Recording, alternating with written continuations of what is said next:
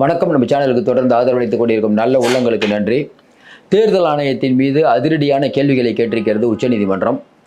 குறிப்பாக பார்த்தீங்கன்னா உச்சநீதிமன்றத்தில் வரக்கூடிய வழக்குகள் நிறைய வழக்குகள் இருந்தாலும் இந்த தேர்தல் ஆணைய வழக்குகள் அப்படிங்கிறது கொஞ்சம் முக்கியத்துவம் பெறும்.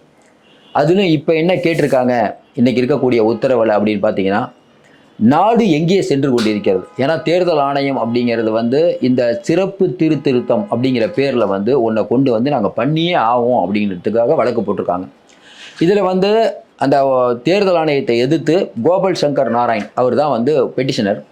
அவர் பேசும்போது சொல்கிறாரு, இன்னைக்கு அடையாள அட்டை அப்புறம் தேர்தல் கமிஷன் கொடுத்த வாக்காளர் அடையாள அட்டை இதை நீங்கள் வேணான்னு சொல்கிறதுக்கு என்ன காரணம் அப்படின்னு கேட்கும்போது நீதியரசர் கேட்குறாரு, ஆமாங்க அவர் சொல்கிறது ரைட்டு தானே, ஏற்கனவே நாங்கள் உங்களுக்கு சொல்லியிருந்தோம். இல்லை ஒரு ஆனால் 28ஆம் தேதி நாங்கள் அஃபிடவிட் போடுறோம் அப்படின்னு இன்றைக்கி தேர்தல் ஆணையம் சொல்லியிருக்குது. நம்ம என்ன கேட்குறோம், நீங்கள் ஏன் அந்த வாக்காளர் அடையாள அட்டையோ இல்லை ஆதார் கார்டையோ ஏன் வேணான்னு சொன்னீங்க அப்படிங்கிறதுக்கு ஒரு வரியில் சொல்லணும். ஈஸியாக சொல்லிடலாம், ஆமாங்க அதுக்காக தாங்க வேணாங்களாம். இதுக்கு எதுக்கு அஃபிடவிட் தயார் பண்ணுறோங்கிற ஒரு டைமை தேர்தல் ஆணையம் எடுத்துக்குதுன்னா எல்லாத்தையும் பின்னால் பார்த்துக்கலாம்னு சொல்லி அதை நீர்த்து போக வைப்பது ஏதோ ஒரு யோசனை பண்ணணும்ல அப்படிங்கிறதுக்கு இன்றைக்கி தேர்தல் ஆணையம் பண்ண தில்லாலங்கடி வேலைன்னு நீதியரசருக்கும் தெரியுது. அவர் சிரிச்சுக்கிட்டே கடந்து போயிடுறாரு. அதையும் தாண்டி இது இந்த தேர்தல் திருத்தம் இருக்குல்ல, இப்போ நடக்கலைங்க. இதற்கு முன்னால் 3 தடவை நடந்திருக்குது. 1995 ஆரம்பித்து ஒரு தடவை நடந்திருக்குது. அப்போ லால்பாகு ஹுசேன் அவருக்கும் தேர்தல் ஆணையத்துக்கும் ஒரு வழக்கு. அதே மாதிரி 2002 அசோசியேஷன் ஃபார் டெமோக்ரஸி அந்த அமைப்புக்கும் தேர்தல் ஆணையத்துக்கும் இதே மாதிரி ஒரு பிரச்சனை வந்திருக்கு. அதுக்கப்புறம் பார்த்தீங்கன்னா அசாமியா அப்படிங்கிறதுக்கும் அதுக்கப்புறம் பார்த்தீங்கன்னா தேர்தல் கமிஷன் இவங்களுக்கு 3 பேருக்கும் ஒரு பிரச்சனை அப்பப்போ வந்திருக்குது. இந்த பிரச்சனையுடைய சாராம்சம் என்ன, அப்போ உச்சநீதிமன்றம் என்ன உத்தரவு கொடுத்தது, அதை பற்றி நம்ம பார்க்கணும். ஏன்னா இந்த தேர்தல் திருத்த அப்படிங்கிறது இப்போ தான் பண்ணுவாங்கன்னு பார்த்தா இது முன்னாடியே பண்ணியிருக்காங்க. குறிப்பாக பார்த்தீங்கன்னா 1995 லால்பாகு ஹுசேன் அப்படிங்கிற ஒருத்தர் தேர்தல் ஆணையத்துக்கும் ஒரு வழக்கு வருது. லால்பாகு ஹுசேன் உச்சநீதிமன்றத்தை அணுகிறார். எனக்கு இது ஓட்டர் லிஸ்ட்டில் பேர் இல்லைங்க, இவ்வளோ நாள் போட்டுட்டு இருந்தால் பேர் இல்லைன்ட்டு. அப்போ தேர்தல் ஆணையம் அப்படிங்கிற ஒன்று கொடுத்த விளக்கம் என்னென்னா, சார் இவர் மட்டும் இல்லை, இவர் மாதிரியே ஒரு 5000 பேருக்கு நாங்கள் இழுத்துட்டோம். அதை எப்படி சொல்லுவாங்களே சில பேர், நீங்கள் ஒரு இடத்துல போயிட்டு என்னங்க எங்களுக்கு இந்த மாதிரி மெசேஜ் வந்திருக்குது, என்ன சார் அது ரேண்டமாக கம்ப்யூட்டரில் அனுப்புகிற மெசேஜ் சார், எல்லாருக்கும் வரும் சார். அதில் கீழே ஒரு மெசேஜ் வரும். என்ன மெசேஜ் வரும், இப்போ நீங்கள் சொத்து வரியை கட்டியிருப்பீங்க.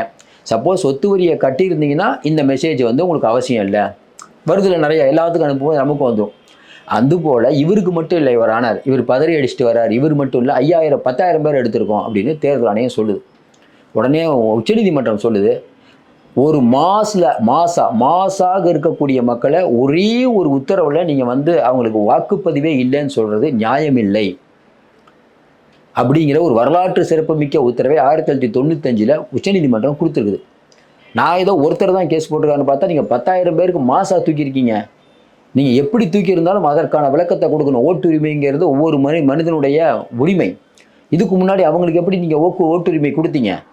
தேர்தல் ஆணையம் இருக்குது, இவ்வளவு அதிகாரிகள் இருக்காங்க, இவ்வளோ ஸ்டாஃப் இருக்காங்க, எல்லாத்தையும் மீறி ஒரு தேர்தலில் ஒருத்தரை வாக்களிக்க விட்றீங்க, அடுத்த தேர்தலில் அவர் வாக்களிக்க முடியாதுங்கிறீங்க.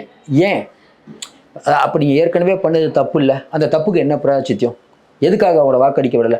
ஒரு சிட்டிசன்ஷிப் இல்லையா, இல்லை 18 வயசுக்கு ஆகாமையே ஓட்டு போட்டாரா? ஏதோ ஒரு காரணம் இருக்கணும்ல. எந்த வித காரணமும் இல்லாமல் எப்படி ஒருத்தனுடைய வாக்குரிமையை நீங்கள் பறிப்பீர்கள் கேட்பாங்களா இல்லையா? இது 1995. அதே மாதிரி 2002 அசோசியேஷன் ஃபார் டெமோக்ரஸி அப்படிங்கிற ஒரு அமைப்பு, அவங்க பெரும்பாலும் பார்த்தீங்கன்னா இந்த மனித உரிமை இதுக்காகலாம் போராடுவாங்க. குறிப்பாக பார்த்தீங்கன்னா பிஜேபிக்கு எதிராக போராடக்கூடிய அமைப்பு. ஏன்னா இந்த டெமோக்ரஸி சுதந்திரம் வேணும் அப்படிங்கிறவங்கெல்லாம் பிஜேபி எதிர்த்து தானே போராடுவாங்க. அந்த அமைப்பு இந்த இவர் வழக்கறிஞர், நம்ம காங்கிரஸோட வழக்கறிஞர் நிறையா அவருக்கு இதுக்கு ஆதரவர். அப்படிப்பட்ட சூழ்நிலையில் இந்த அசோசியேஷன் ஃபார் டெமோக்ரஸி அப்படிங்கிற ஒரு அமைப்பு இதே மாதிரி ஒரு கேஸ் போட்டிருக்காங்க. தேர்தல் ஆணையத்துக்கும் அவங்களுக்கும் நடத்த கேஸ். அதாவது சிட்டிசன்ஷிப் ஆக்ட், அதாவது இன்றைக்கி ஒருவர் குடியுரிமை அப்படிங்கிறத ஒன்று இன்றைக்கி தேர்தல் ஆணையம் கேட்குது. என்ன கேட்குது? நீ உங்களுடைய எந்த ஊரில் பிறந்த, என்ன தேதியில் பிறந்த, எந்த ஊரில் பிறந்த, உங்கள் அப்பா அம்மா யார் அப்படிங்கிற டீட்டெயிலை கேட்குது. 2002 இதுவும் பிஜேபி அரசு தான். 1987 இதெல்லாம் கேட்குறாங்க, அப்பயே கேட்டிருக்காங்க. அப்போ அவங்க கேட்குறாங்க உச்சநீதிமன்ற நீதியரசர்கள், ஏங்க குடியுரிமை சம்பந்தமாக தேர்தல் ஆணையம் ஏன் போய் விசாரிக்கிறீங்க? உங்களுக்கு என்ன வேலை? ஆதார் அட்டை இருக்கா? ஆதார் அட்டையை கொடுக்க வேண்டியது அது உள்துறை, அது பார்த்துக்கும். நீங்கள் அவங்க துறையில் தலையிடுறீங்க. அதாவது தேர்தல் ஆணையம் ஒரு இண்டிபெண்ட் அமைப்புங்கிறீங்க. உங்களுக்கு என்ன அதிகாரமோ அதை பார்க்கணும். நீங்கள் வந்து இன்கம் டேக்ஸ்லேயோ சிபிஐலேயோ போய் அங்கே போய் மூக்க நுழைச்சிங்கன்னா நாளைக்கு நீதித்துறையிலையும் வந்து மூக்க நுழைப்பீங்களா? இப்போ இது என்ன வேலை? சிட்டிசன்ஷிப் அப்படிங்கிறது கேட்குறதுக்கு நீங்கள் யார் அப்படின்னு கேட்டு அந்த கேஸை வந்து தேர்தல் ஆணையத்துக்கு ஒரு குட்டுச்சு. இதே மாதிரி அசாம் அவங்களுக்கும் இன்றைக்கி தேர்தல் கமிஷனுக்கும் நடந்த விஷயம் என்னென்னா, சில பேர் வந்து சிட்டிசன்ஷிப்பாக இல்லையானே தெரியாது. அதாவது கவர்மெண்ட்டுக்கே ஒரு சந்தேகம், சிட்டிசன்ஷிப்பாக இல்லையா அப்படின்னு. அப்போ இந்த சிட்டிசன்ஷிப்பாக இல்லையா அப்படின்னு அவனை தகுதி நீக்கம் எப்படி பண்ணலான்னா, ஃபாரின் ட்ரிபியூனல்ங்கிற ஒரு அமைப்பு. சார் இப்போ இந்தியாவில் வந்து பாருங்கள், ஒரு 50 பேர் வந்து இவங்க வந்து இந்தியன் சிட்டிசன்ஷிப்பான்னு தெரியல, ஏதோ சந்தேகமாக இருக்குது எங்களுக்கு அப்படின்னு ஒரு ஒரு ஒரு ஒரு விஷயத்தை அவங்க அனுப்புனாங்கன்னா அப்போ வந்து தேர்தல் ஆணையம் கேள்வி எழுப்பலாம். ஆனால் இந்த விஷயத்தை பொறுத்த வரைக்கும் தேர்தல் ஆணையம் அப்படி ஒரு அமைப்பு வந்து ஒரு விஷயத்தையே கிளப்பாத போது நிறைய பேரை இவங்க வந்து இந்திய குடிமகனா இல்லையான்னு சந்தேகமாக இருக்குது, நிறைய பேரை வந்து தள்ளுறாங்க. அதையும் உச்சநீதிமன்றம் தடுக்குது. ஏன்னா அதாவது பல குற்றவாளிகள் தப்பிக்கலாம், ஒரு நிரபராதி கூட தண்டிக்க முடியாது. அதுதான் நம்மளுடைய சட்டத்தில். அப்படி இருக்கும்போது நீங்கள் எப்படி அவர் வந்து சிட்டிசன்ஷிப்பாக இல்லையான்னு ஒரு ஒரு யோசனையில் இருக்கும்போது எப்படி நீங்கள் பண்ணுவீங்க? அவரோட சிட்டிசன்ஷிப்பாக இருந்தால் இப்போ அது அன்னைக்கு நடந்தது. அதனால் 1995 இந்த மாதிரி நடந்திருக்குது, 2000 நடந்திருக்குது. இந்த வருஷங்கள் எல்லாம் பார்த்தீங்கன்னா, இந்த 2002 எல்லாம் பார்த்தீங்கன்னா பிஜேபி எந்த அளவுக்கு இதில் விளையாடி இருக்குன்னு தெரியும். இதில் குறிப்பாக பார்த்தீங்கன்னா இன்றைக்கி தேர்தல் ஆணையம் இன்றைக்கி நீதியரசர்கள் கேட்ட கேள்வி, 28ஆம் தேதி நீங்கள் அஃபிடவிட் தாக்கல் பண்ணுங்கன்னு. எல்லாருக்கும் இந்திய மக்களுக்கு எழக்கூடிய சந்தேகம், ஏங்க நீங்கள் வந்து ஒரு ஆஃபீஸ்க்கு போனீங்கன்னா ஆதார் இருக்கா கேட்குறீங்களா இல்லையா? இப்போ நீங்கள் ஏர்போர்ட் போங்க, ஆதார் காட்டிட்டு தான் உள்ளே போகணும். ஆதார் காட்டினா அது எஃபெக்ட், ஆதார் தான். அப்போ உங்களுடைய அடையாளமாக நீங்கள் கொடுத்த ஆதாரை வந்து விண்வெளியை தவிர வேறு எல்லாத்துக்கும் யூஸ் பண்ணலாம் நீங்கள் தான் சொன்னீங்க. நீதியரசர் கேட்குறாரு, விண்வெளியை தவிர எல்லா இடத்துக்கும் உபயோகப்படுத்தலாம் நீங்கள் தான் சொன்னீங்க. அப்போ அந்த ஆதாரையும் ஏற்றுக்க மாட்டீங்க. அதுக்கு 10 நாள் டைம் கேட்குறீங்க. இன்னொன்று, ஒவ்வொரு டிபார்ட்மெண்ட்டுக்கும் ஒரு அதிகார மையம் இருக்கும். இந்த அதிகாரத்தை யார் கொடுத்தது? ஏற்கனவே நம்ம தொடர்ந்து சொல்லிட்டு இருக்கோம், இன்றைக்கி வாக்களிக்கிற மக்களுடைய எண்ணிக்கை குறைஞ்சிட்டு இருக்கிறதுக்கு காரணம் அரசியல் கட்சிகள் மேலே நம்பிக்கையில் தாண்டி மிஷினில் போட்டால் பிஜேபி தான் ஜெயிக்கும் பேசுகிறோமா இல்லையா? நீங்கள் சாதாரண மக்களை போய் கேளுங்க, மிஷின் இருக்க வரைக்கும் பிஜேபி தான் பேசுகிறாங்களா இல்லையா? அது எப்படி வந்து மகாராஷ்டிரா தேர்தலில் 76 லட்சம் பேர் புதுசாக வருவாங்க. டெல்லியில் சஞ்சய் சிங்கு ஆம் ஆத்மியோட எம்பி, அவங்க மனைவிக்கே ஓட்டு இல்லைங்கிறீங்க, எப்படி அது? உடனே அங்கே ஆம் ஆத்மி சொன்னார்ல, ஏங்க ஒவ்வொரு ஏரியாலையும் 5000 10,000 வாக்குகளை வந்து இல்லைன்னு நவுத்தி விட்றாங்க. நம்மளே பார்த்துருங்க, எத்தனை எலெக்ஷனில் பார்த்தீங்கன்னா இல்லைம்பாங்க. போன வருஷம் போட்டிருப்போம், இந்த வருஷம் இருக்காது. சிவாஜி கணேசன் ஓட்டே வேற ஒருத்தர் போட்ட தேர்தல் ஆணையம் இருந்த ஊர் தானே இது, உண்டா இல்லையா? நடிகர் தலைவர் சிவாஜி கணேசன் அவர் ஓட்டையை அவர் போட முடியல, வேற ஒருத்தர் போயிட்டாங்க கள்ள ஓட்டு. எப்படி இது பாருங்கள். இதெல்லாம் கடந்த காலத்தில் நடந்ததா இல்லையா? இன்றைக்கி கூட என்ன நடக்குது? பீகார் மாதிரி ஏரியாவில் வாக்குச்சாவடி கைப்பற்றுதல், வாக்குச்சீட்டை கைப்பற்றுதல் எவ்வளோ இருக்கு ஓடிட்டு, மிஷின் எடுத்து ஓடிடுறாங்க.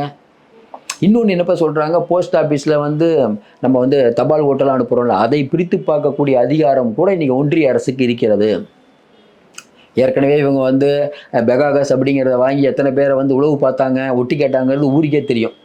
அதற்கப்புறம் இப்போ சமீபத்தில் ஒரு உத்தரவு போட்டாங்க, யார் ஃபோனையும் ஒட்டி கேட்கக்கூடாதுன்னு இப்போ ஒரு உத்தரவு போட்டாங்கன்னு நமக்கு தெரியும். அப்போ வந்து தேர்தல் ஆணையத்தை கையில் வச்சுக்கிட்டு ஒட்டு மொத்தமாக, அதாவது மக்கள் ஓட்டு போடுறது, காசு கொடுக்கறது, அப்புறம் வந்து எதிர்கட்சி இப்போ காங்கிரஸ்லாம் இருந்ததுன்னா அவங்களோட அக்கௌண்ட்டை ஃப்ரீஸ் பண்ணுறது, அங்கே இருக்கக்கூடிய சோனியா காந்தி, ராகுல் காந்தி மேலே வந்து நோட்டீஸ் கொடுறது, தேர்தல் ஆணையமே நோட்டீஸ் விடும். அதுக்கப்புறம் பார்த்தீங்கன்னா ஏதோ ஒரு அவதூறாக பேசிட்டாருன்னு சொல்லி அவரை வந்து பதவிக்கு வந்தாலும் அவங்க பதவியை பறிச்சிடும்.